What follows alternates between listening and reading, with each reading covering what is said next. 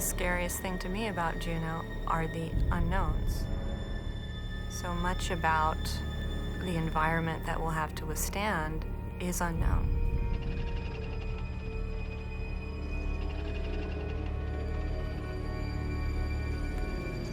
Nothing's really certain about what's going to happen. It's a monster. It's unforgiving. It's relentless. It's spinning around so fast, its gravity is like a giant slingshot, slinging rocks, dust, electrons, whole comets. Anything that gets close to it becomes its weapon. It just so happens, deep inside this body are the secrets we're after. Secrets about our early solar system.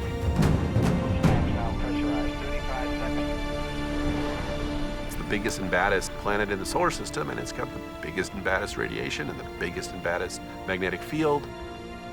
The background radiation that we're exposed to on Earth is about a third of a rad. What we expect to see at Jupiter is about 20 million rad. No spacecraft has ever flown this close to Jupiter, flown this deep into the radiation belts. So the real trick is, we gotta go in close, get the data, and get out. And the first time we go in, that's the most dangerous. We call it Jupiter orbit insertion. JOI.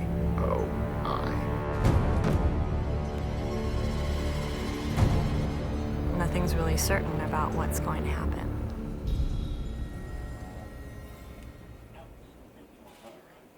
Good evening from NASA's Jet Propulsion Laboratory in Pasadena, California. It is the 4th of July, Independence Day here in the U.S., and the day NASA hopes to make history with Mission Juno. The goal, to get to the biggest, baddest planet in the solar system, Jupiter. Here's what it looked like on approach just a few days ago, taken from its very own JunoCam. You can see the Galilean moons Callisto, Ganymede, Europa, and Io.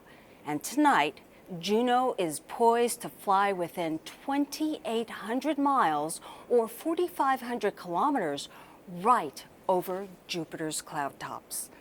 Hello, I'm Gay Yee Hill. We are in JPL's mission control for this critical event. This is the home of the Deep Space Network, the communications link, with spacecraft all over the solar system and beyond. Now, just a few feet from me is the JPL Mission Support Area, where lead mission planner Stuart Stevens is standing by with part of the team. The rest of the team is at Lockheed Martin in Denver. Lockheed is our partner in this mission, and Juno Deputy Chief Engineer Tracy Drain is there tonight. And as I said, this is a critical engineering event, which is why Stuart and Tracy will be giving us play-by-play coverage of tonight's maneuver.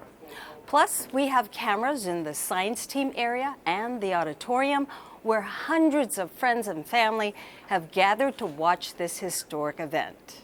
All right, let's begin with Stuart. And we need to kind of fill in people exactly what this maneuver is all about. Stuart, can you tell them what is orbit insertion? And I understand the spacecraft has already started. Hi, Gay. Yeah, this is Stuart Stevens. We're starting already to make this turn from our slightly off sun-pointed attitude to an attitude that'll put us in the right position to do the JOI burn. JOI is Jupiter orbit insertion, so we're going to burn our main engine to get into orbit in about an hour, and we're going to turn to that attitude. We're in the process of doing that right now. We've already confirmed that that's on its way, so we're happy everything's going well so far. Now, Stuart, I understand we have animation to show folks that will help them go through the paces and see exactly what's going on.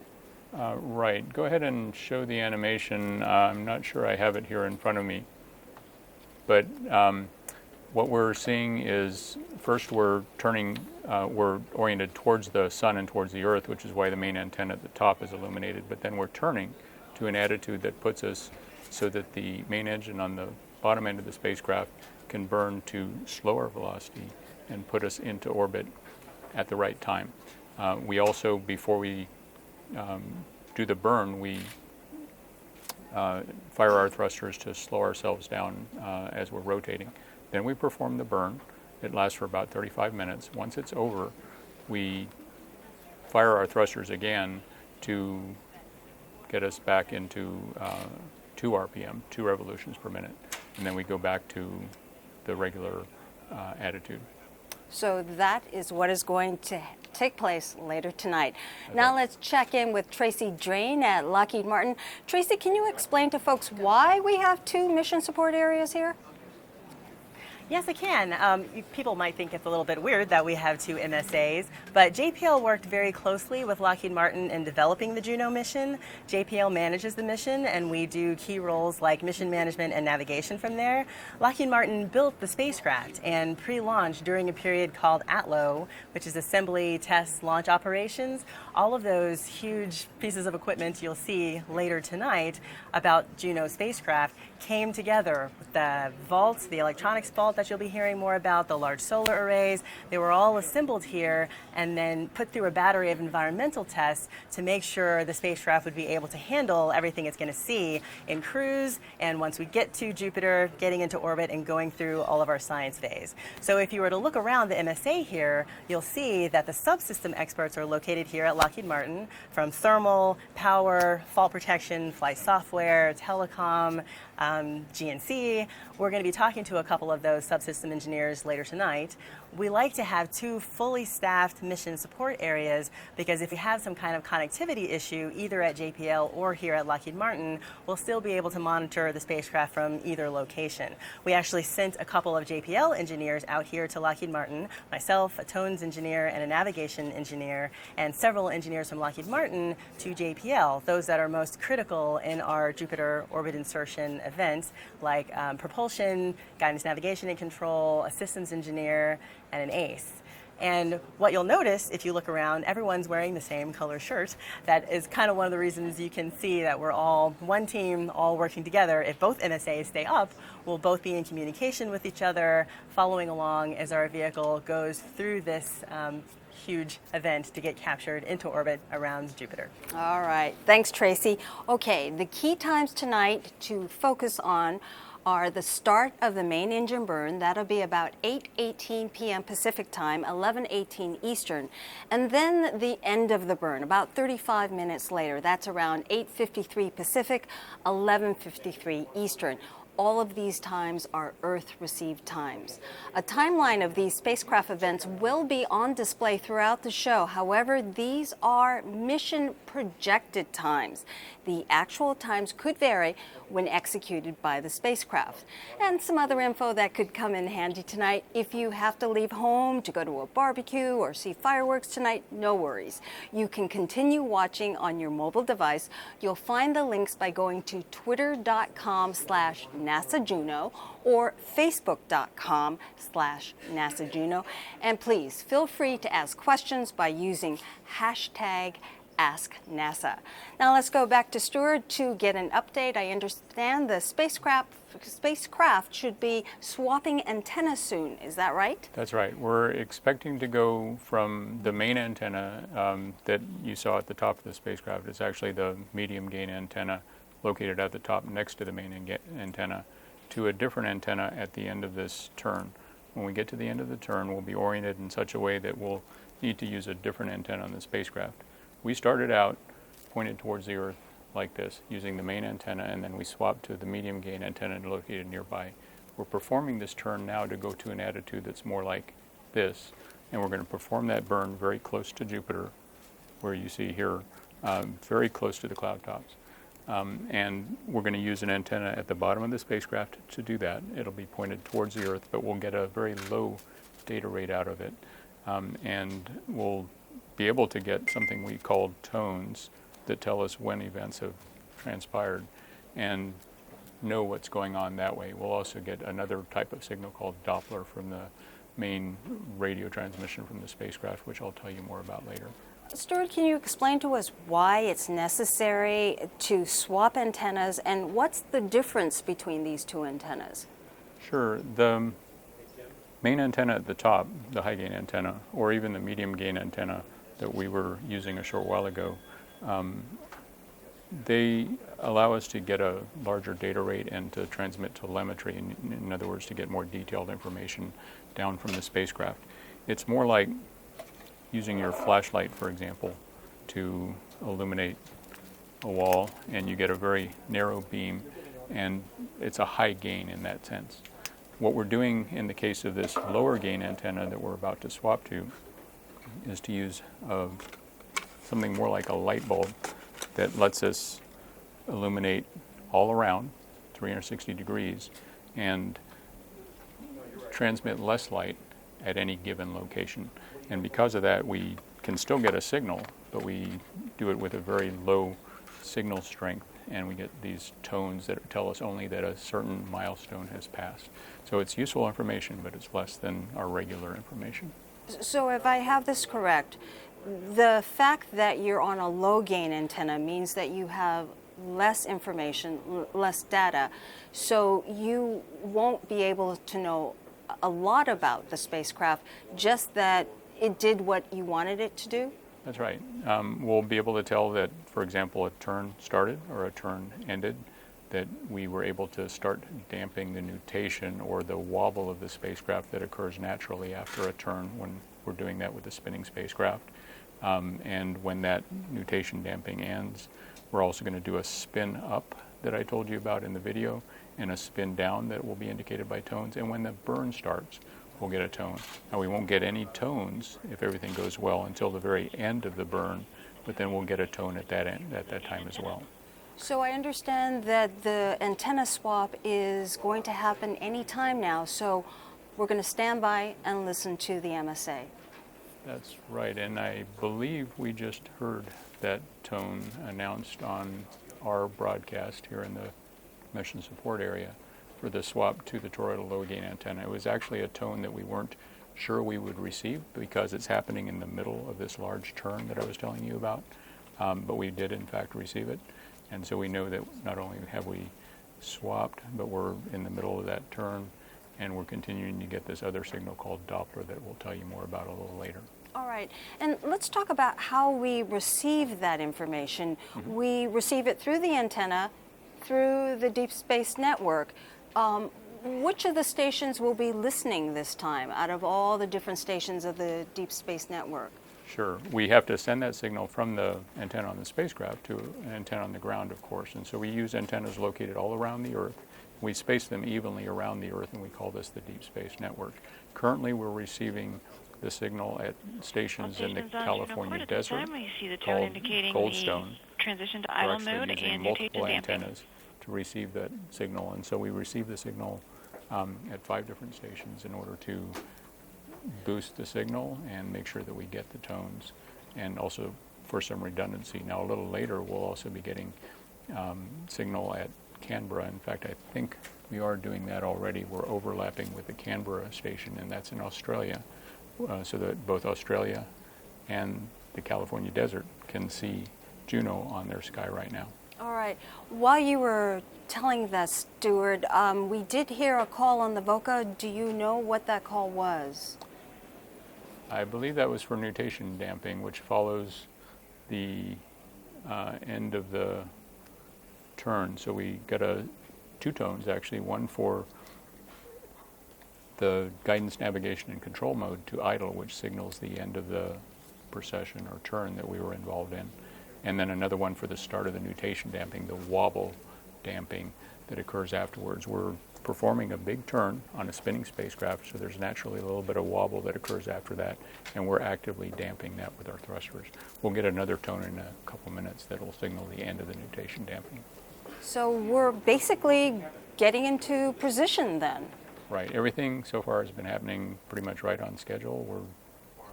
We couldn't be happier with it, the progress of things so far. Damping has completed, and we see the tone for the 3-pulse precession.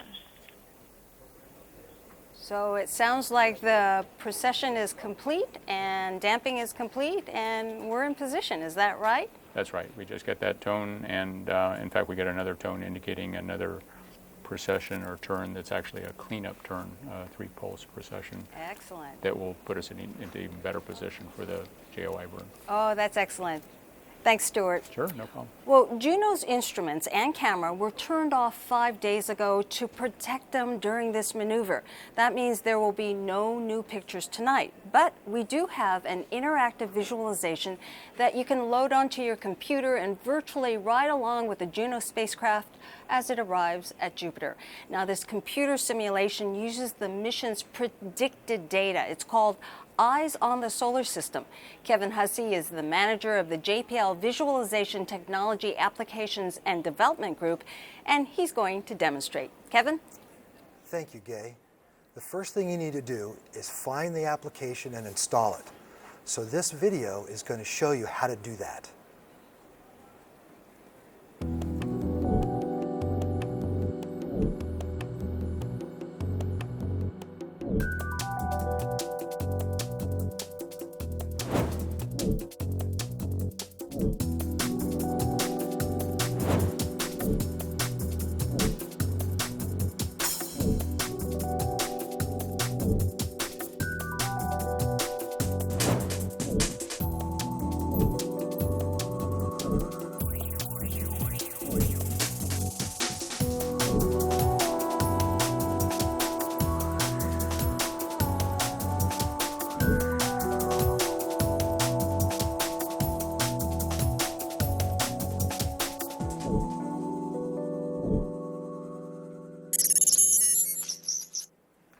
Okay, please note that this software runs on Windows and Macintosh operating system computers.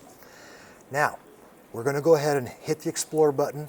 I'm going to take you quickly and introduce this module to you. This is Eyes on Juno, if you will, and it's a real-time interactive view kind of over the shoulder of the spacecraft, looking at whatever it is you choose to look at. For example, all I need to do is click and drag, and I can spin around the spacecraft. And in any of our Eyes products, anything with a label you can click on it and you can fly there. So I'm finding Io at the bottom of the screen. I'm going to double click on Io. Now we are at Jupiter's moon Io, and we'll be looking back at Jupiter there shortly. You can see Juno coming over the North Pole. So these are a couple of Eyes basics. Along the top, you have the different chapters in the software. For example, right now we're on the home screen. You can go to the mission screen.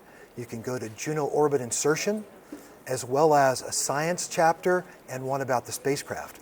But I've already got a lot of mail about controls. For example, can we show the units in the metric system? Yes, you can. You go to the control panel and you click on the ruler and it will toggle between the metric system and imperial.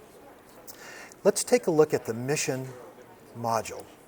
So when we click on this, we are able to look at the different either mission phases or mission events. Let's take a look at a mission event. The Earth flyby, you can see it's on the list here. So if I click Earth flyby, I'm going to be able to see this from two perspectives. In the picture-in-picture, you're going to see a view over the shoulder of Juno, seeing how the Earth would appear.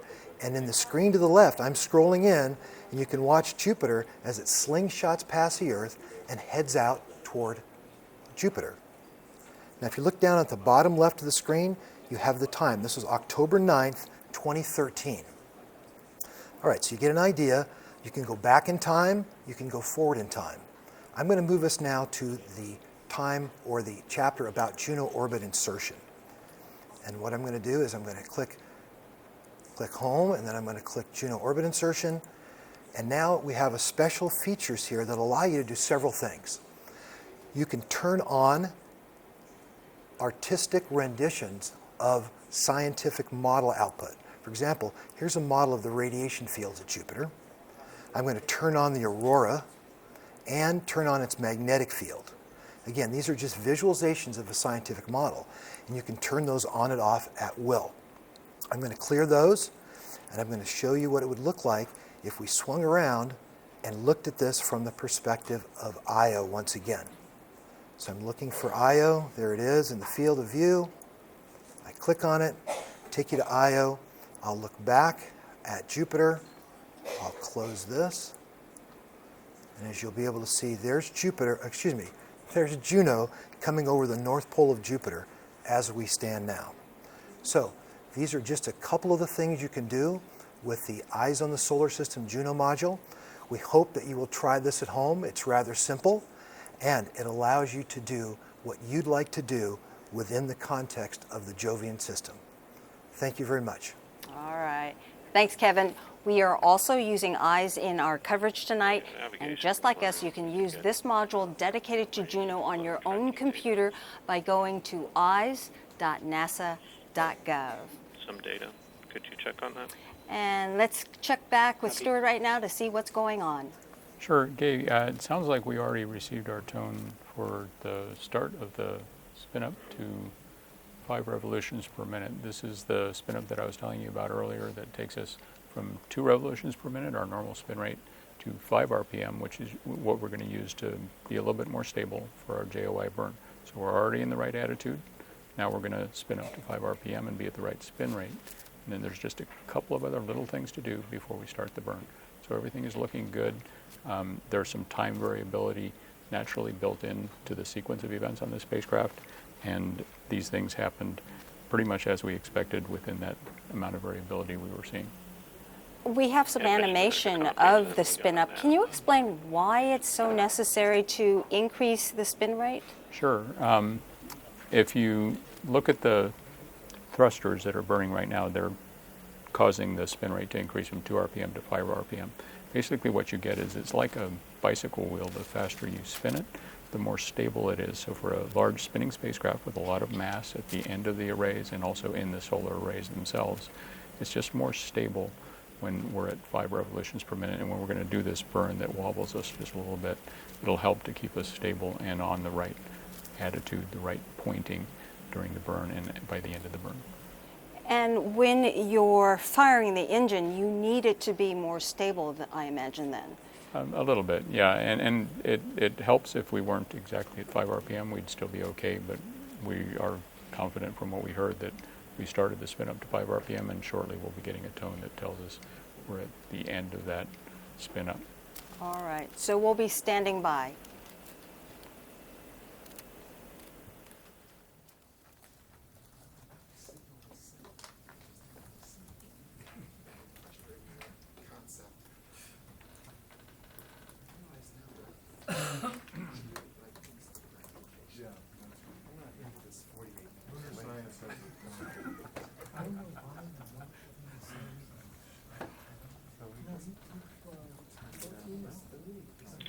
Systems, this is Nav. Go ahead, Nav. Yeah, we see the expected change in amplitude as the spacecraft spinning up and the Doppler residuals. Copy that.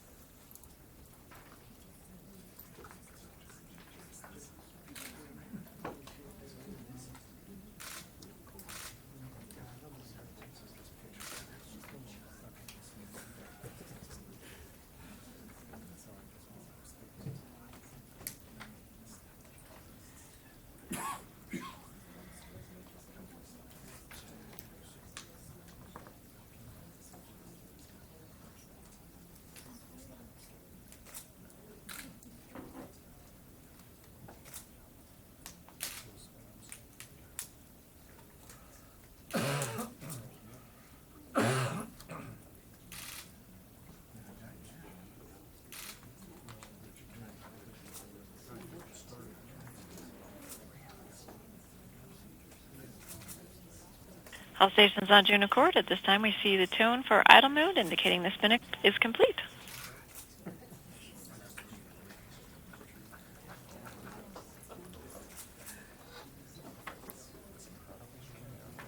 All right, we hear that the spin-up is complete. Can you explain what that means, Stuart? Sure. Like I was telling you a minute ago, what we got is a tone that tells us that the spin up from 2 RPM to 5 RPM has ended. And we're seeing that reflected in another signal that we have also called the Doppler. And I can tell you a little bit more about that if you like. Thanks for the confirmation. We hear a confirmation. And at this time, we do expect no further tones until 2 minutes before the burn begins. All right, so we will not be getting any more tones until 2 minutes before the burn begins. Well, joining us now is Richard Cook. He is JPL's Acting Director of Solar System Exploration. And as we mentioned earlier in the news conferences, big concern is the radiation, dust, particles. All these things could be fatal for the spacecraft. This sounds like an extremely risky endeavor here. That's right. I mean, Jupiter is the king of the planets, and it's certainly the most dangerous environment that we will send a spacecraft into. It has very high radiation, strong magnetic field, and so the spacecraft is really now entering the phase or the part of its voyage that we worry about the most. As I understand, I mean, the team has prepared as much as it possibly can, but the thing that they can't anticipate is whatever Jupiter throws at them. That's right. Although there are some things that we have done in terms of the design of the spacecraft. In particular, because it's so far away, we really can't joystick it. We can't control it, directly. We have to basically program it ahead of time to tell it what to do. And so a lot of what you're hearing is the spacecraft essentially doing exactly what we told it. That's a good thing. In addition to that, though, we provide protection in software so that if something goes wrong and the spacecraft, for example, the computer resets because it gets hit by a piece of radiation, it will restart the sequence of events. And so once the burn starts, actually all of the activities that it's doing now, if for some reason it gets interrupted, it will retry, and it will keep retrying that until it finishes it. And how would that affect things if that should occur today? If it gets hit by radiation or a dust particle and it decides to stop down, it'll just restart? It will. It'll take a little time. Depends on what happens exactly, but usually the software restarts just like on your home computer. When something goes wrong, you start it up again, and it takes a little while to get going again. So it's a reboot? That's right. And then Okay. it figures out where it is and starts up again after a little bit of time. And so it may delay things, but it'll still occur in time to get us in orbit around Jupiter. And so much of what we're doing tonight is keeping an eye on the timeline and seeing that things occur at a particular time. If there is a reboot, what would happen in terms of our timeline? Depending on which scenario it is, it could be anywhere from just a few seconds to more like 10 minutes, where it would, by the time it comes back up, once it's firing the engines, if it is interrupted at that point, it basically waits for about 8.5 minutes, and then it starts up again and tries to continue burning the main engine. So if we see a change in timing, the team's not worried? No. I mean, it's as I said, we are worried about this particular phase of the mission, and so we build in all these protections that allow us to recover from problems. All right. So it looks like so far It's going great. Very excited about what we're seeing. All right. Thank you, Richard Cook. You're welcome. And this is live coverage of Juno's arrival at Jupiter on NASA TV and the web. Tonight is what they call a critical event because it's a do or die moment. If the spacecraft is not safely placed into orbit around Jupiter, the mission is lost. And for those of you just joining us, here's a look at what this spacecraft is about to encounter.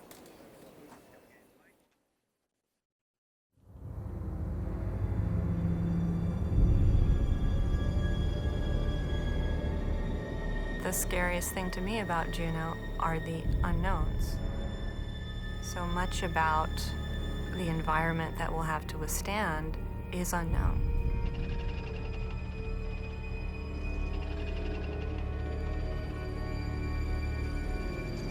Nothing's really certain about what's going to happen. It's a monster.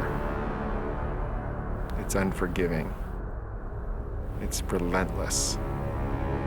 It's spinning around so fast, its gravity is like a giant slingshot, slinging rocks, dust, electrons, whole comets. Anything that gets close to it becomes its weapon.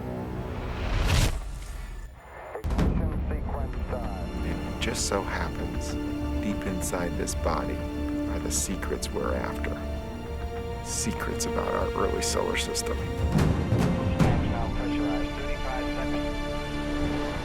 It's the biggest and baddest planet in the solar system, and it's got the biggest and baddest radiation and the biggest and baddest magnetic field. The background radiation that we're exposed to on Earth is about a third of a rad. What we expect to see at Jupiter is about 20 million rad. No spacecraft has ever flown this close to Jupiter, flown this deep into the radiation belts. So the real trick is we're going to go in close, get the data, and get out. And the first time we go in, that's the most dangerous. We call it Jupiter orbit insertion. JOI.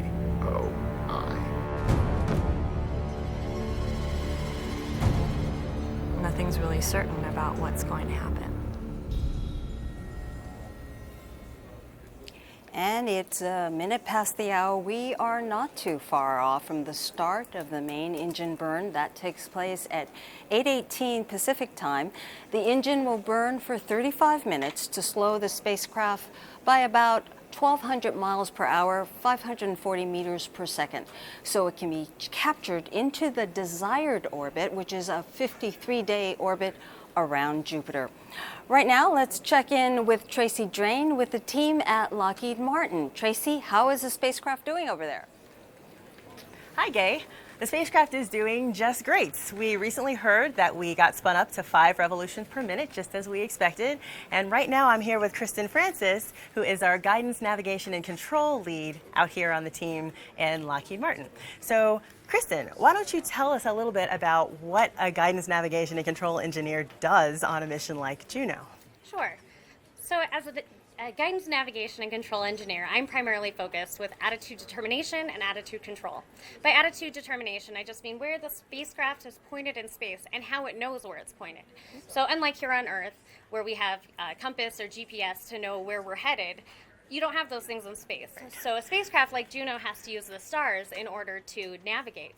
Just like many of the early explorers, like Columbus or Magellan, used the stars to navigate at sea. That's how Juno navigates in space. Which is pretty cool. It's kind of like old meets new in our space age, right? Exactly. So that was attitude determination. What about attitude control? So attitude control is our ability to change or maintain the spacecraft's pointing, spin rate, or velocity. So for very small changes like turning the spacecraft or changing its spin rate, like we saw it just do, we turned to the burn attitude and we spun up to 5 RPM. For those types of changes, we use very small thrusters that are located around the vehicle. We have 12 of them, and that's what we use to make small changes. For very large changes, like the giant burn that we're about to do to get us captured into Jupiter orbit, we use a very large rocket engine that's located on the aft end of the spacecraft, and that's what's going to give us the big change in velocity that we need to slow down. That's right. That's our business end of the spacecraft, which is going to see a lot of work tonight. Yeah. So we've also talked about the fact that the spacecraft is spin stabilized. Do you want to describe a little bit what exactly that means? Sure. So just like you would apply a spiral to a football to make it fly in a straight path through space, we apply a spin to the Juno spacecraft to make it maintain its pointing, so it can be very stable as it flies through space at great speeds and at very large velocities. Gotcha. Okay. And so there are obviously some advantages to being a spin-stabilized spacecraft. Do you want to describe some of those for the audience? Sure. There's several advantages to having a spinning spacecraft, the biggest of which is you're actually using physics to your advantage. So you're using the natural dynamics of the spacecraft to maintain your stability, so any forces acting on the spacecraft can't disturb your pointing.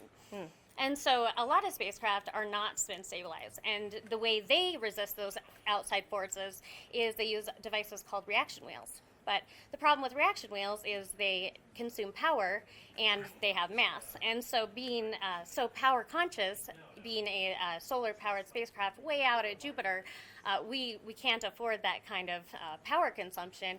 And also, by not having reaction wheels and saving that mass, we can put more science payload on the spacecraft. Which is exactly why we're going to Jupiter in the first place. So It's great that we were able to make that kind of trade. Yeah. So speaking of science instruments, right, Juno, the spacecraft, is spinning, and some people might be a little bit confused about what that means. about how the instruments are able to see the planet. So can you describe how that works?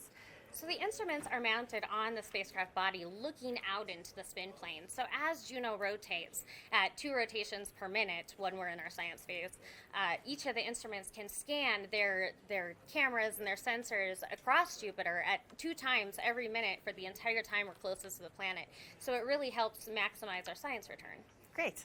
All right. So this was Kristen telling you a lot about the guidance, navigation, and control aspects of our spacecraft. So we're going to let her get back to her console and continue monitoring the vehicle and hand it back to you, okay? All right. Thanks, Kristen. Thanks, Tracy.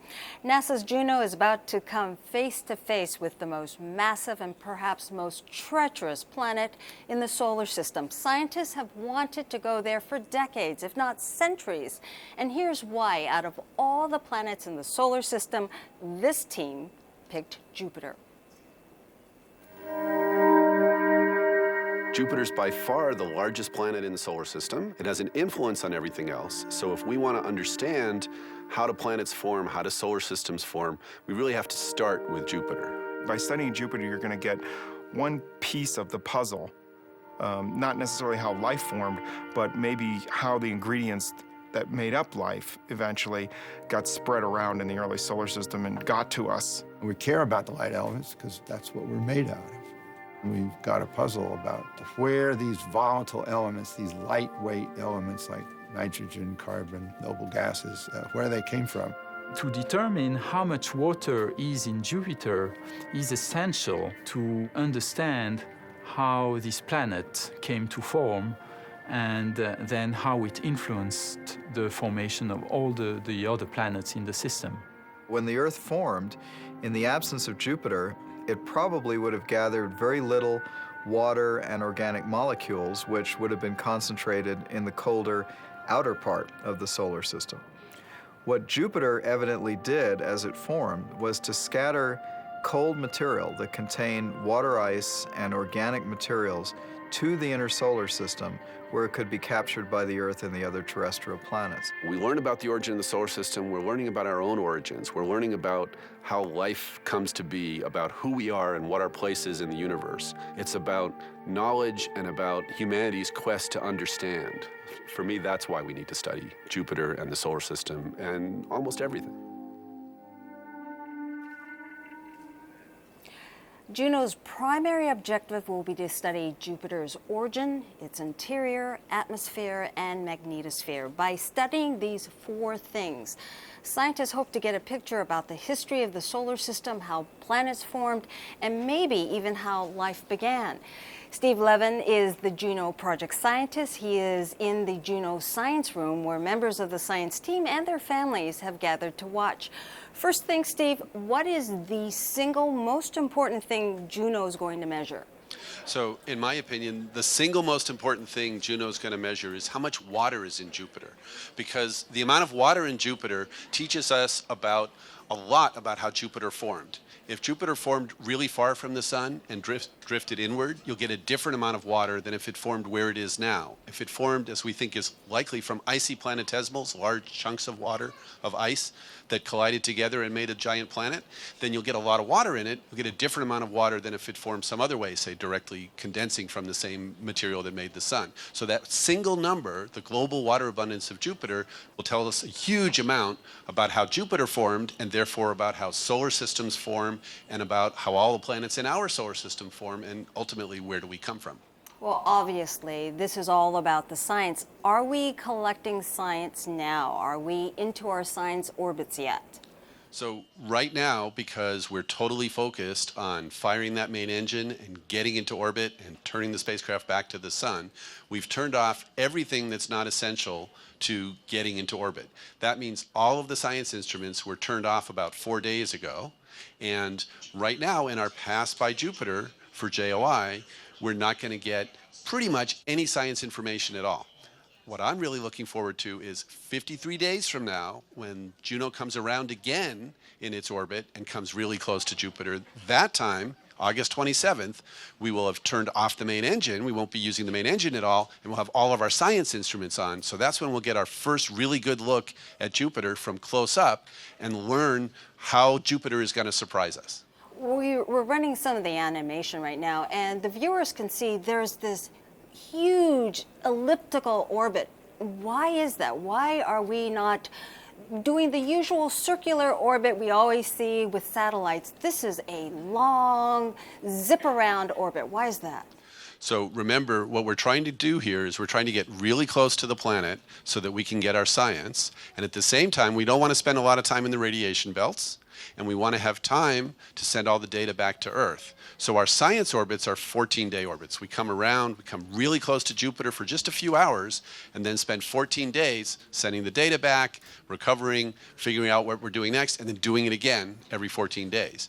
To get into that orbit, we have to fire the main engine, of course, get into our big 53-day orbit, come around, do that science pass I mentioned, another 53-day orbit, and then we'll fire the engine again to put us in that 14-day orbit where we can do all the science. And Steve, why not just go straight to the 14-day orbit? Why do these two preliminary orbits?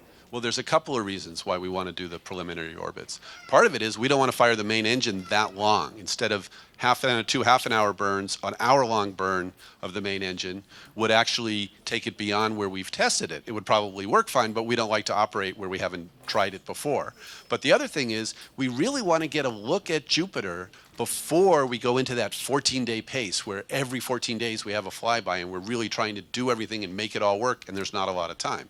With 53-day orbits, we get this big, long 53-day orbit from when we first look at Jupiter, August 27th, to when we next come around and put ourselves in the 14-day orbit.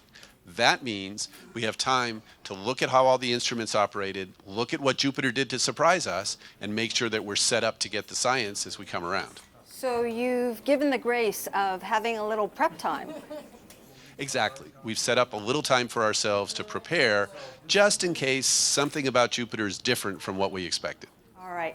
We mentioned that the room there is full of scientists, and I'm told that some of the scientists in there are quite young. That's right. So we have with us some of the people who have, obviously, the science team, right? People who've worked on the science for Juno. And we have some members of the Goldstone Apple Valley Radio Telescope project. So we have students all over the United States, and in fact all over the world, who learn about science by doing real science. They operate a radio telescope that belongs to NASA. They operate it remotely, and while they're learning science, they're doing real science. Part of the science they've done is observe Jupiter, and that contributes to the Juno mission, so they're effectively members of our science team. I have one of them with me here today. Renato, if you want to talk a little bit and tell them about Juno, I think that would be a great thing. Yeah, first of all, we are from Chile, so take the control of the antenna from thousands of kilometers to the south is like a dream for any person who likes the science and the universe. So when you've observed Jupiter, of course, do you want to tell us just a little bit about how you do that and what kind of observations you do with the telescope? Yeah. First of all, we connect to the Lewis Center, and then they, like, thanks to some software, we take the control of the antenna, and thanks of that, we collect the I don't know how to say in English, but the information of the antenna and Jupiter. Thank you very much. So I guess it's back to you, Gay, from the science team room. I think we're all really excited and looking forward to JLI. Thank you, Steve. All right, we are just a few minutes away, about 4 minutes or so minutes away from the start of the main engine burn. Let's listen in on the team.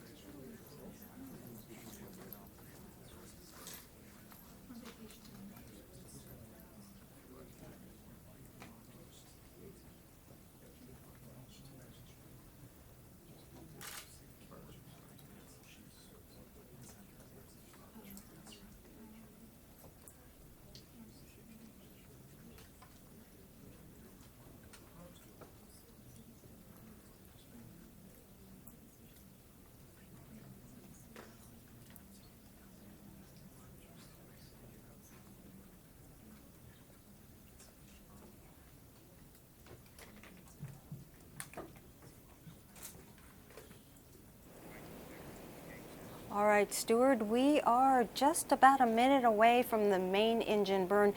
Can you explain what this is and how critical it is to the team? Sure. We're waiting for the start of the burn. There's going to be a tone or two that we'll hear just in advance by a minute or two. We'll get a tone or two right at the start of the burn. And this will indicate that the burn is starting, a 35-minute burn that'll put us into orbit in this kind of an attitude, burning in such a way that it slows our velocity. We're moving in the down direction, and so we're going to slow ourselves so that we're not moving as fast, and that will put us into orbit.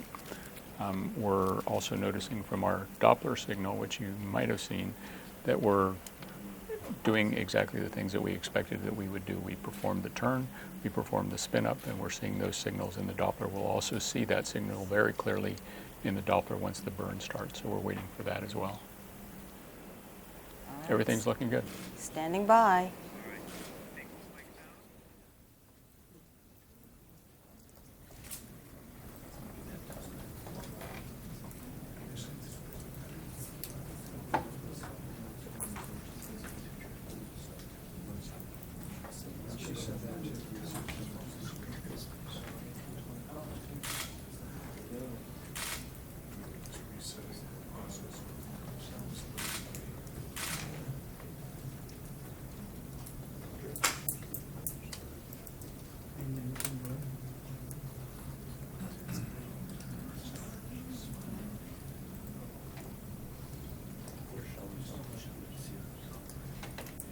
Systems, this is Nav.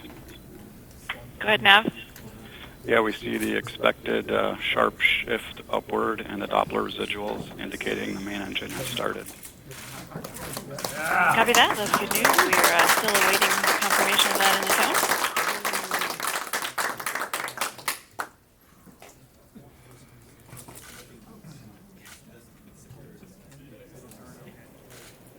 All right, the main engine burn has started, and that will continue for another 35 minutes. And that's the time they need to put this spacecraft into a 53-day orbit. That is the orbit that they are looking for. And while we wait, let's check in again with Tracy Drain over at Lockheed Martin. Hello, Gay. Yes, we're all very excited to hear that the burn started on time. That's the whole reason why we're here tonight. So the team is really, really happy about that. But for now, we're going to take a minute, have a little bit of a breather, and have a conversation with Will Santiago, who is our thermal lead on the project. So, Will, why don't you explain to our audience what it is that a thermal engineer does on a mission like Juno? As the Juno thermal engineer, we're primarily responsible for making sure all the temperatures are within the limits. So we have the electronics in the vault, for example, that want to be operating at room temperature to optimize the performance. At the same time, we have these instruments like GIRM that detects heat. It is looking at the auroras in the infrared spectrum. So it needs to be really cold to make the instrument the most sensitive possible. So we have all these computer models that allow us to predict the temperatures and also the power, the heated power that we use in the spacecraft. Okay, and so when we talk about JOI, right? There's a lot of challenges associated with JOI. There are also thermal challenges associated with getting into orbit. Can you describe some of those for us? So during JOI, which is happening right now, of course, we are at the JOI attitude. That means that the solar panels are pointed away from the sun. Right. And that means that the temperatures of the solar panels drop very quickly, and we're seeing temperatures on the order of minus 300 degrees Fahrenheit. Yeah, colder than anything else here on Earth. Absolutely. They were designed for that, so the engineers early on in development took that into account into the design. At the same time, JOI itself, we have the main engine burning right now, and that means we're seeing temperatures on the order of 2,000 degrees Fahrenheit, if not more. So JOI itself has all these extreme temperatures environment. It's one of the most unique phases of the mission for us with respect to all the thermal gradients that we see on the spacecraft. Yeah, that's pretty crazy. And speaking of unique and environments, with our spacecraft going into orbit at Jupiter, we have a unique electronics vault where we put the electronics to protect them from the environment. There are some thermal challenges associated with that too, right? Absolutely. The vault itself is relatively small, and we have all these instruments packaged in this really, really tiny space. So we have all these electronics that are generating heat, just like your computer would at home. But there's no fans, there's no air in space, so we had to figure out a way, how do we get rid of the energy? So the vault along the walls have these louvers that are just like window blinds. They open and close based on the temperature. So when the temperature of the vault gets a little bit too warm, the louvers open and expose this radiator panel. It's not a hole, it's just a coating on the vault that allows us to reject the heat out to space. And once the temperature drops back down, there is the louvers kind of close automatically, and that's how we save heater power, because we use quite a bit of heater power on thermal. Oh, that's right. Yeah. So one of the things that Kristen mentioned earlier is that we don't have reaction wheels. That saves us on power. Thermal is one of the most power-hungry subsystems on board the spacecraft. You guys use what, like half? We use over half of the power, so it was very important for the design early on to take into account all these considerations to make sure like we were tightly insulated. Right. So you see a lot of thermal blankets around it, and we had to apply optical coatings to make sure that we don't reject too much heat into space. That's right. Now, speaking of all the things we're doing in order to make sure things don't get too hot or don't get too cold on the spacecraft, we have to know for sure all that stuff's going to work before we launch the vehicle and it's on its way through cruise into JOI. So can you talk a little bit about what we did pre-launch in order to ensure the thermal subsystem was going to work? All right, so the spacecraft was built here at our Lockheed Martin facilities in Denver, Colorado. Once it's all insulated and buttoned up, we actually transport it over to a building next door that has this large thermal chamber. It's called the Space Simulator Lab. Yeah. And we take the spacecraft and we raise it up and we drop it into the chamber. And then we close the chamber and pull all the air out of the chamber, just like the vacuum of space. Yeah. And we start flowing liquid nitrogen along the walls. Temperatures on the order of minus 320 degrees Fahrenheit. Yeah. So it's really cold. The chamber also, on the other hand, has lamps to simulate a solar load.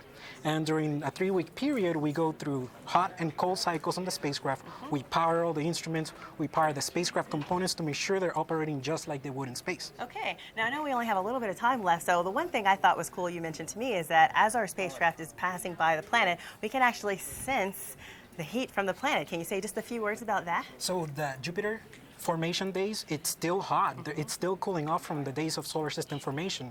So as we pass by the planet, we actually can detect temperature increases just because of the heat of Jupiter blasting the spacecraft for a short duration of time, but we see a little bit of heat pulse in the telemetry, and we expect to see that during JOI. That's pretty cool.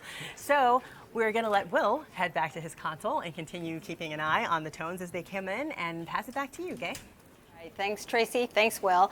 And it's about 24 minutes past the hour. We're less than a half hour away from the end of the main engine burn. Mission Juno is a partnership. JPL manages the mission for Principal Investigator Scott Bolton of the Southwest Research Institute in San Antonio, Texas.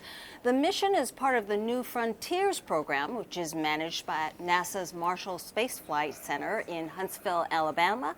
And the spacecraft was built by Lockheed Martin Space Systems in Denver, Colorado.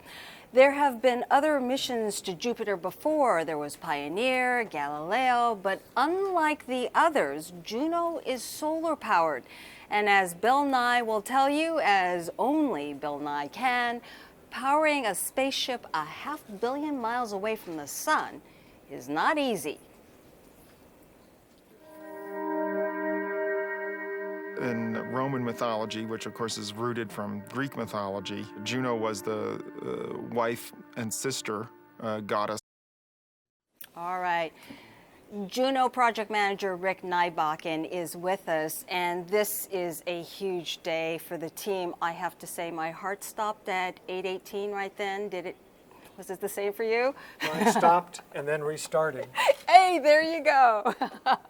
Just like our main engine. And I'm sure it was for the entire team. And this is a pretty big team. Just yesterday, the group went to the Rose Bowl. We have some footage to show everyone. You guys took a group photo.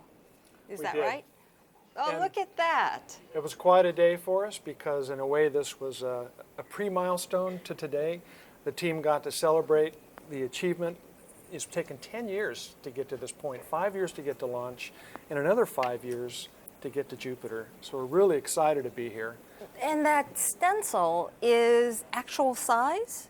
Yes, in fact, that's the first time that we've ever seen the spacecraft full size. Oh, really? It's so large that we could never open all the arrays in any of the facilities That's we were right. in. So when you built the solar arrays, you were never able to test them at the same time. You couldn't open them all up because the spacecraft was so big. That's right. So one by one. So in a way, this is the first time we've ever seen the full-size spacecraft.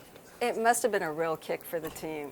It was. Oh, and we also have a video that shows a comparison of this spacecraft to other spacecraft. Can we roll that? Let's take a look. Yeah, so you can see different nuclear-powered spacecraft. There's the Mars Science Lab, and there, of course, is Pluto New Horizons, and then Cassini. These are all nuclear-powered, and we're the first mission to go out to an outer planet that's solar-powered, and you can see the massive size of our arrays, 60 square meters, almost 19,000 solar cells on those arrays. And the reason being is because of the solar arrays. You need that much space to get the energy that you need? Yes, we have a very power-efficient spacecraft, but the sunlight's only 1/25th at Jupiter of what we get at Earth. And so we had to take these solar cells and determine how well they perform under low light, low temperature, and radiation conditions, and then we sized the arrays appropriately. Those arrays give us over 500 watts of power. 500 watts, 5 light bulbs, 5 100-watt light bulbs. Just like 5 floor lamps in your home.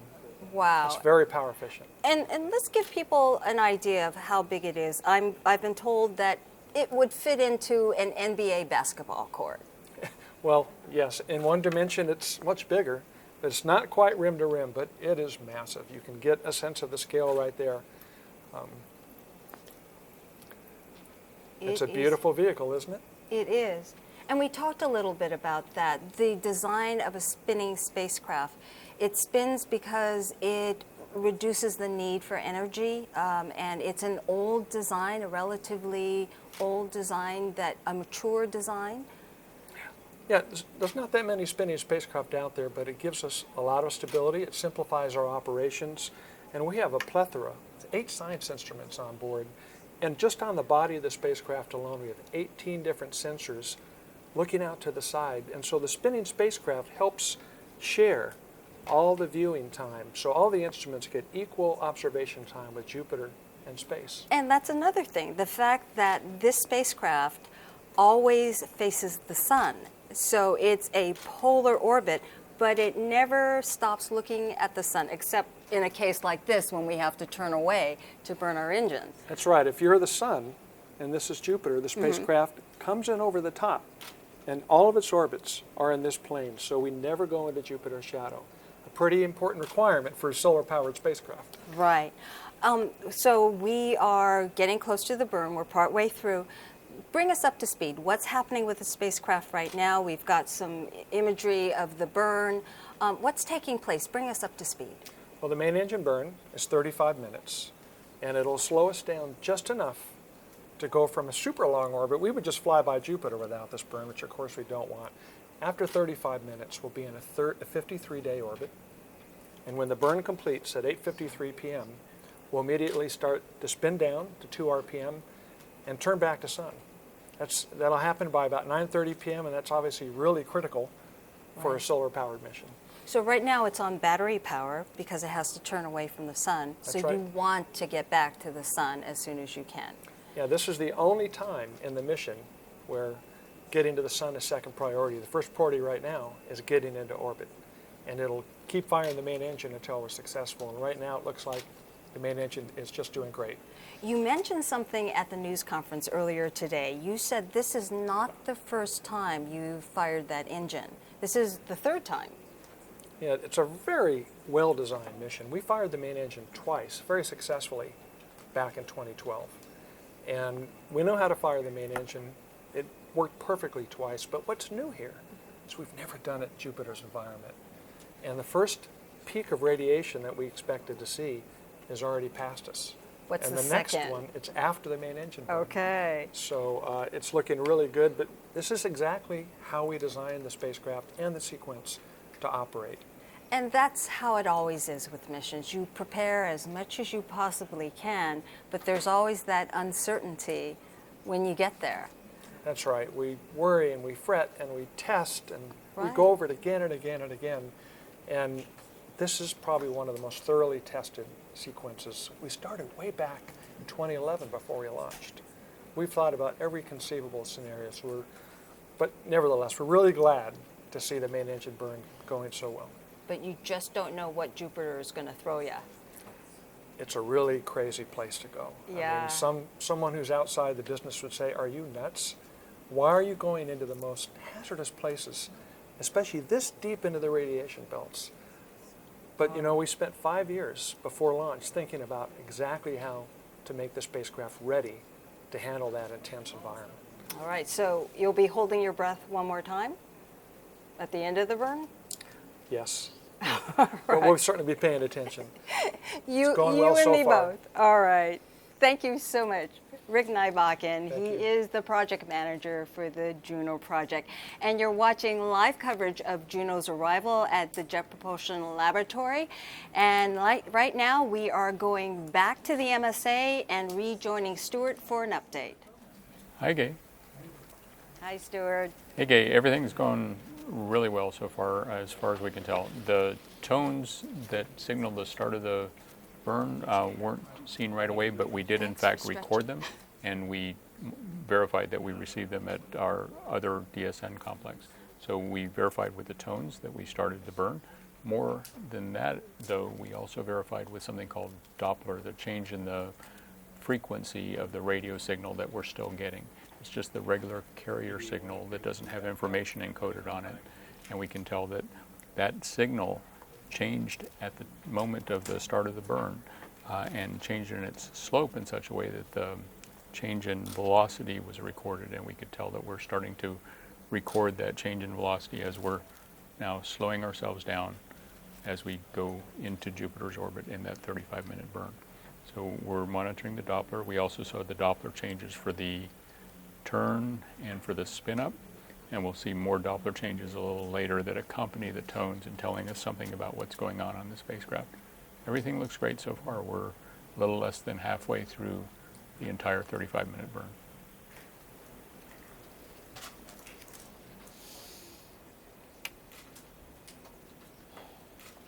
All right, well, the primary goal of this mission is to improve our understanding of Jupiter's formation and evolution. The spacecraft will investigate the planet's origins, interior structure, deep atmosphere, and a magnetosphere.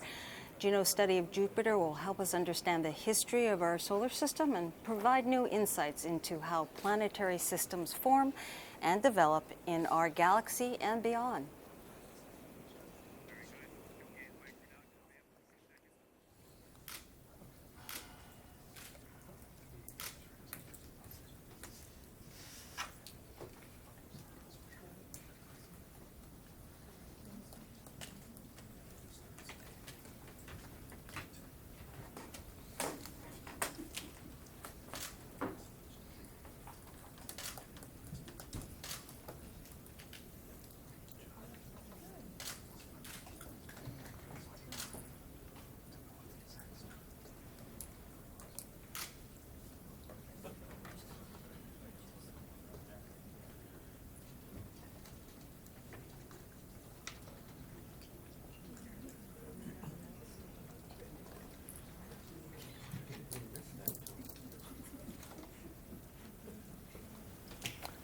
Gay and others, I think we're about one halfway through the 35-minute burn.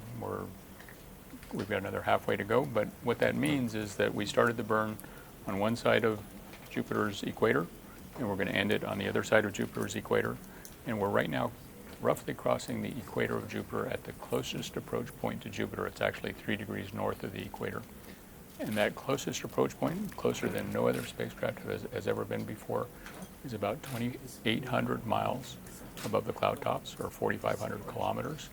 And our velocity, our speed, is 58 kilometers a second. I'll translate that for you. That's 36 miles per second, or about 130,000 miles per hour. That's the fastest we'll be going relative to Jupiter as we go right past at its closest approach point. We'll slow down a little bit as we go past that. We're continuing to slow down in general with our burn, just enough at the end of that 35-minute burn to put us into orbit about Jupiter in the right 53.5-day orbit that Gay was referring to earlier.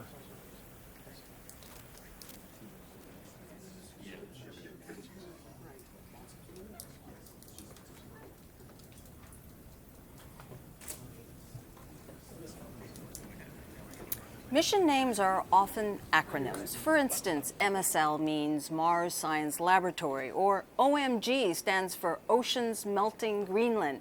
But as Principal Investigator Scott Bolton explains, Juno is named after a goddess who could see through clouds. In Roman mythology, which of course is rooted from Greek mythology, Juno was the wife and sister goddess of Jupiter, or in Greek it was Zeus, and the Greek name for Juno is Hera. So they were companions, and Zeus, of course, was the king of the gods, and she was the queen of the gods, Juno. She was married and cared a lot about children and marriage and keeping everybody well-behaved and sort of like a good mother would. And Zeus was sort of being naughty with some friends and doing things, and he saw Juno looking down at him or starting to come close to him. So he cast a veil of clouds around himself and his friends and tried to hide his naughtiness. But of course, Juno was a fairly powerful god herself, and she saw enough that she said, okay, I'm suspicious, and kind of traveled down and used her powers to look right through the clouds and see the true nature of Jupiter and understand what he was really up to. And that's exactly what the Juno spacecraft does for us, is that it goes there with special instruments in a special orbit and uses its magical powers to see right through Jupiter's clouds and understand its true nature, which is holding these secrets for us about how the solar system formed and where we all came from. Scott Bolton, the PI from the Southwest Research Institute, joins us now. This has been your baby. How does it feel to be seeing us go through the burn like this? It is incredibly exciting. I mean, it's going well. The rocket's burning. We're slowing down and getting into orbit around Jupiter. It's so great of a feeling. Now, what are you watching out for as we go through this burn? Are there key moments that you're watching? So there's a couple of milestones that I think are really critical. One of them is the burn, the 20-minute mark on the burn, which we're coming up to really quick. We're at, 39 minutes past the hour. We're at it, basically. We're at it. And so that's a critical point, because although we're not in the orbit that we really desire, we probably burned enough that we're captured by Jupiter. It's interesting. We heard the team clapping just a little while ago. So they were clapping at the fact that we are technically, it may not be the orbit that you are hoping for just yet, but we are already in orbit around Jupiter. Right. Even if the engine stopped right now, I think we would just be in a very large orbit. Okay. So we've made the transition from being in orbit around the sun to being in orbit around Jupiter. At least that's the theoretical predictions, but it's right around that 20-minute mark, so we should have just crossed that. Every minute now is icing on the cake. We're getting it better and better into the closer orbit that we want, which improves the science, gets everything that we want. And then there's another critical time, about a half hour after the burn stops, where we actually have to turn the spacecraft back to the sun. That gets us power positive again. Right now we're running batteries. Right? We can't get any power because the solar rays are not pointing at the sun. We've got to point that back to the sun so that the juices start flowing through Juno's veins again. That's what gives you the electricity for the rest of the mission. So for a solar-powered spacecraft, that's your lifeline. That's it. That's the critical time. You got to get back on the sun. So we're not out of everything, all the risk, but the majority of the risk we've already accomplished. Earlier today, the team released a movie, the approach video, and we can run it and show people what you see as Juno comes in. It was taken up to 5 days ago, correct? Because you had to turn off your instruments. But here it is. What do you see when you see that? So what you're seeing actually is the first time that humans in any time in history have actually been able to see the motion of the heavenly bodies. I mean, this is how nature works. We've never actually been able to see it. This is what Galileo realized. That was what Galileo saw in the 1600s. Absolutely. He pointed the first telescope up at the planet. He was clever enough to realize that over a few nights, those stars near Jupiter seemed to change position. And he realized, oh my gosh, that means they're going around Jupiter.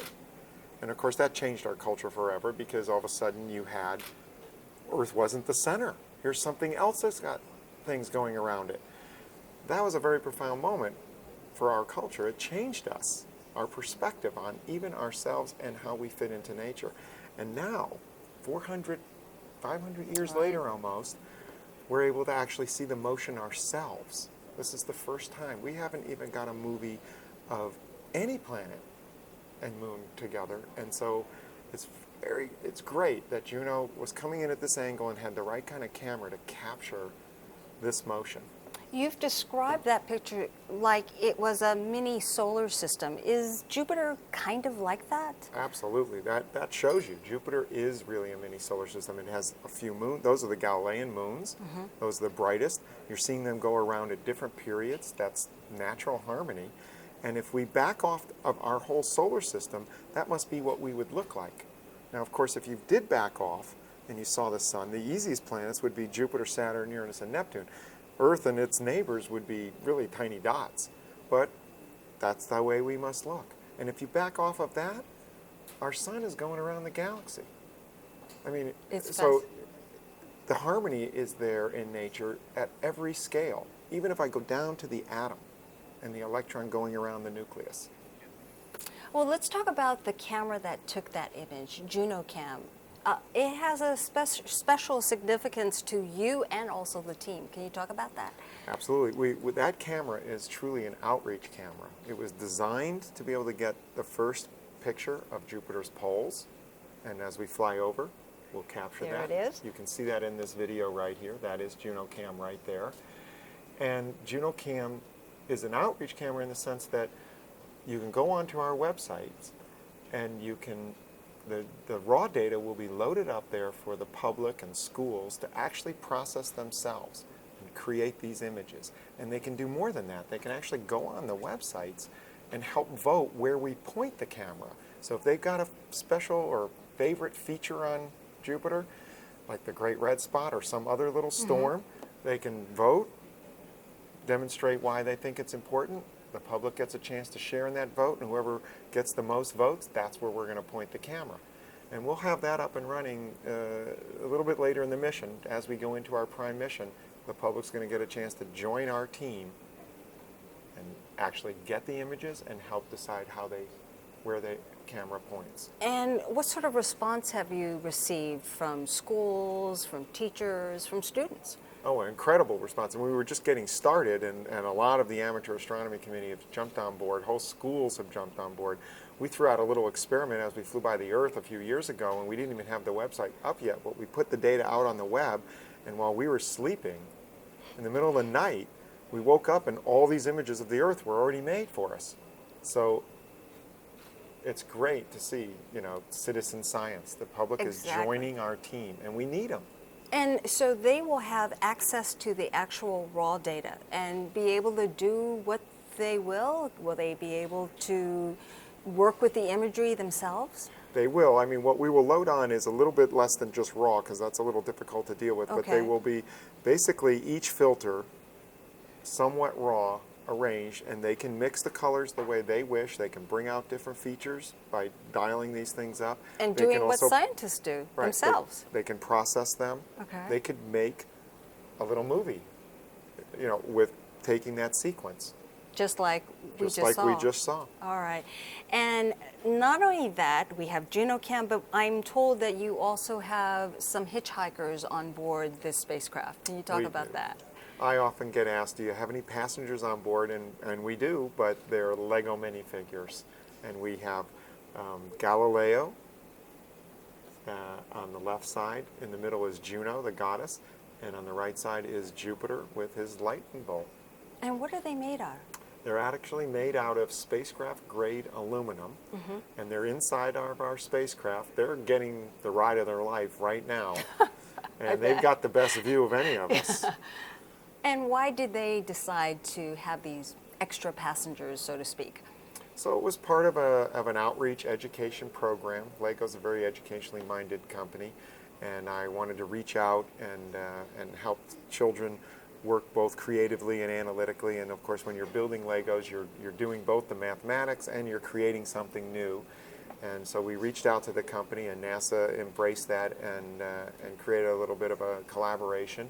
And we ended up suggesting if they wanted to fly some figures, they could do that. We helped, kind of jointly designed them. They made them themselves. Of course, I gave them the specs and what kind of metals to use and what to do, and then NASA tested them just to make sure everything was okay, and then we mounted them on the spacecraft, and off they went into space. All right.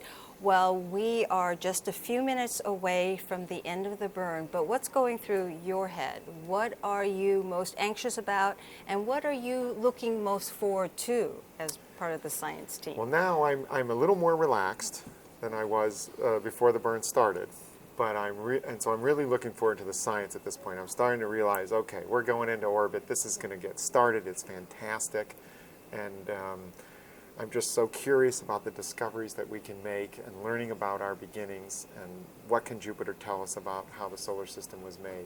And managing expectations, because this was such a critical moment, we turned off all the science instruments right now. When can we expect some science coming back? A couple of days from now, we'll turn the instruments back on, but our first orbit is 53 days long. And so we come back to Jupiter with all our eyes and ears open the next time.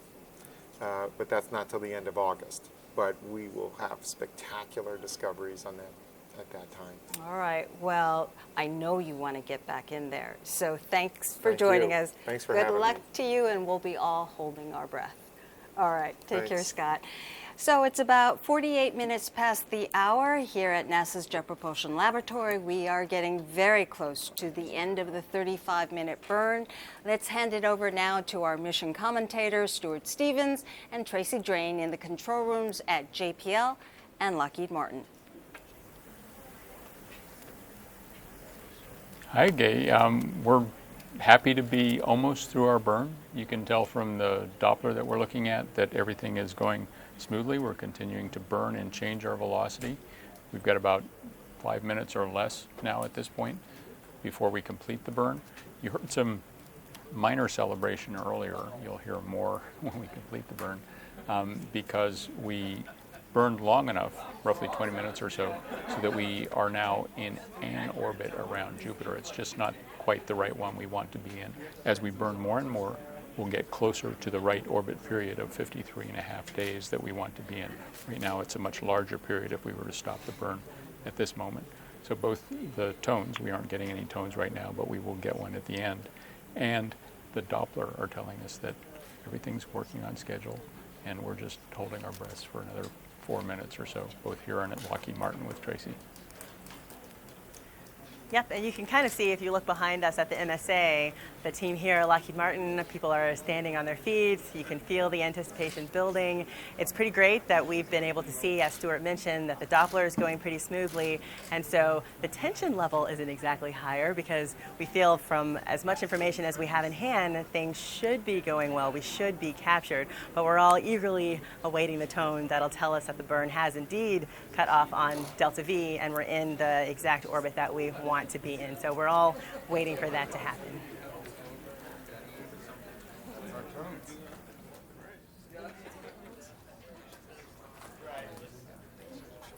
You can't hear it?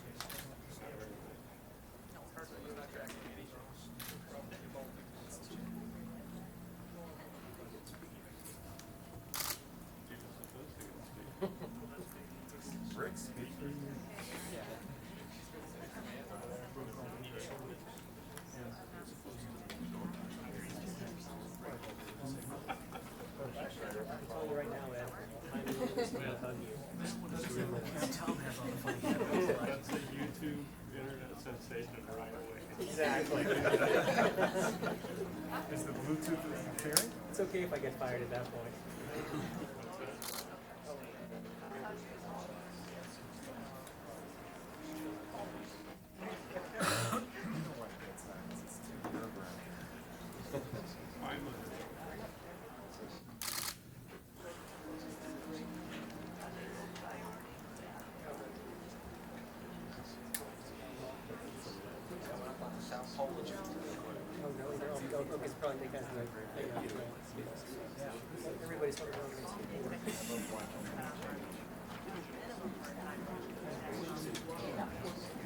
All right, we are about 30 seconds away from the minimum burn, which was 52 minutes after the hour.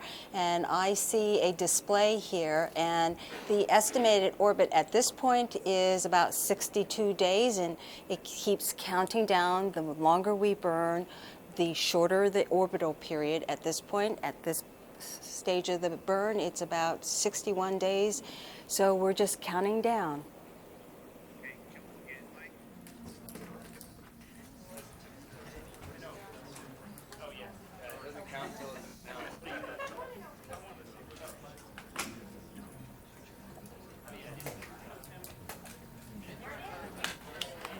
All stations on Juno Court, it's time we see the tone for minimum burn timer. Almost there. Yes.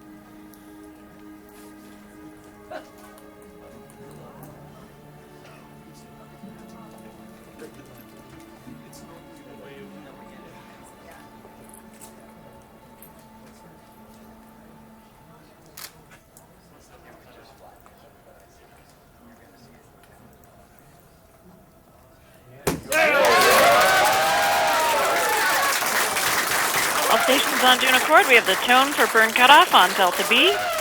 Grazie mum, Juno. Welcome to Jupiter.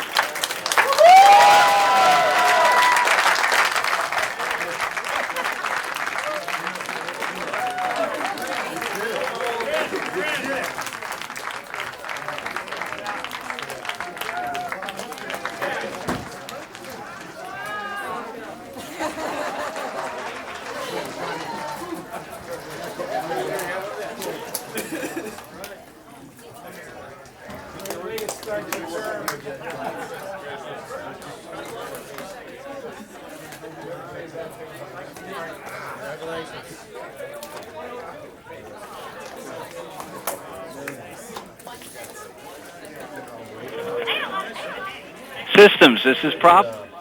Go ahead, Prop. Based on the from the moon, burn time was 21:02 seconds, only differing 1 second off of the pre-burn predictions. Copy that. Welcome to Jupiter. At this time, we also see the tone for the spin down to 2 RPM started.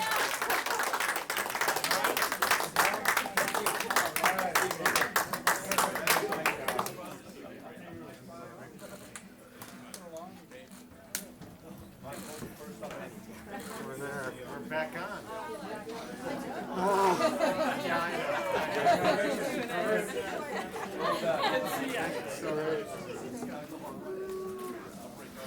Long time coming. Yeah. John?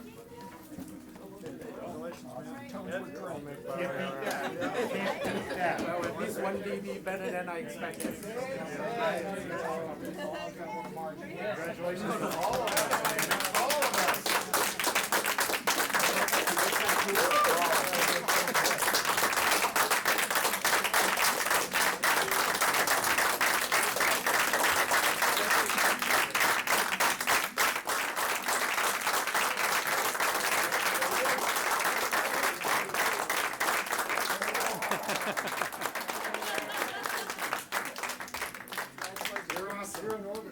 We're in it.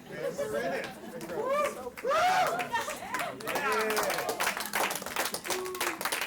Everybody, man, you're the best team ever. We just did the hardest thing NASA's ever done. That's my claim.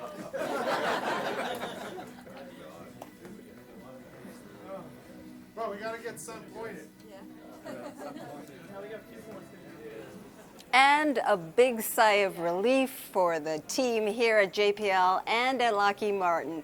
And right now, NASA Acting Associate Administrator for the Science Mission Directorate, Jeff Yoder, is here. We are officially in orbit around Jupiter. How's it feel? It feels great. This is phenomenal. The fact that it's happening on your watch, how does that feel?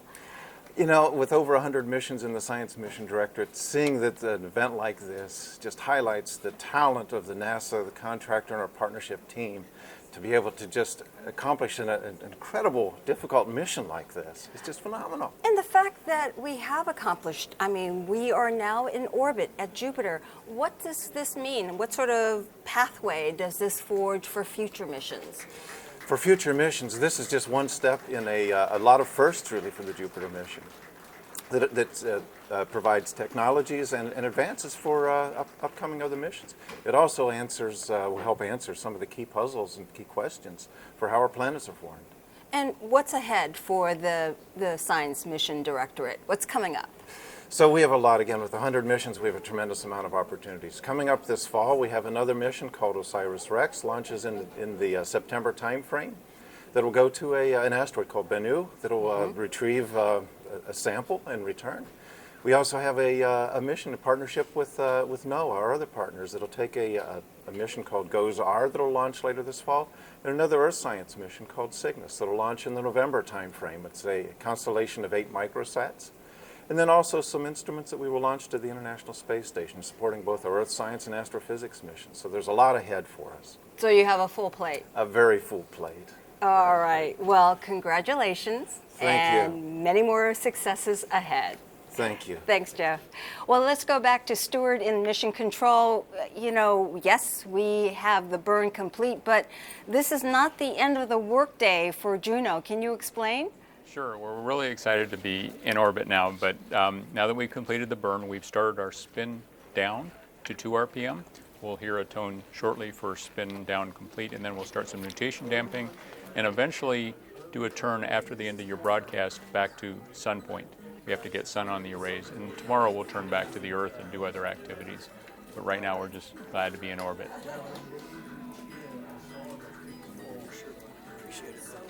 Are officially in orbit at Jupiter. Right now, we are going to introduce you to our new director here at JPL. His name is Dr. Michael Watkins. And Mike has been on the job for a big whopping 4 days now. Since Friday. And look, you have a successful mission, not bad. Yeah, right. It's a good start. But you know, you and I have sat at this table many times, so you know, I worked here for 20 years before last Friday, but the first time as a director, it's a good way to get off to a good start. And this is just a regular 4th of July. Yeah, here in Pasadena. We do this all the time. Absolutely. But let's talk about that. You have been on missions before. You know what it's like for the team. What is it like to have a success like that after you've worked so hard, years on something? Well, yeah, it's a combination of excitement and relief, because you know you're overjoyed that it's there, and that the reason you did the mission is now come to fruition. At the same time, you can't help but worry that something can go wrong. So there's a great feeling of relief in addition to that joy that you know that you're there at Jupiter or you're there on Mars. But don't forget that this is the beginning of the science mission, right? So Right. in some sense, it's the end of the voyage, but it's really the beginning of the science. So the reason we do these missions is to learn about Jupiter and to get all the great science out of the mission, and that's really what's just now starting for the Juno team. All right, and there's still much more to do, and we've just heard over the VOCA that the spin down is completed. There's still a little bit more work to be done with this spacecraft. It still has That's to do right. a few more things, right? Has to get itself oriented back, you know, pointed at the Earth, get the solar rays pointed at the sun, and you know, get back in communication with us, get itself back in kind of a nominal mode. And when it does that, then we'll know that we're in perfect shape to initiate the science mission. So when will you be a little bit more comfortable? When it's back on Earth point or when it's back on sun point?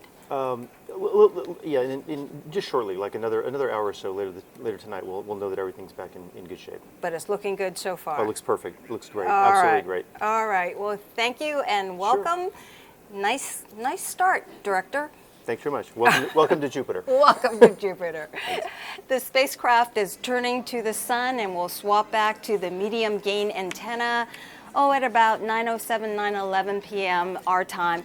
It should be back on sun and off battery power by about 9:30 p.m. Pacific time. Our thanks to Stuart Stevens and Tracy Drain for explaining this very complicated engineering and teamwork that has to take place in an event like this. We're going to wrap things up here in Mission Control. Coming up next, the post-JOI news briefing is at 10 p.m. Pacific time, 1 a.m. Eastern time. And for more information on the Juno mission, go to www.nasa.gov/Juno. So there you have it.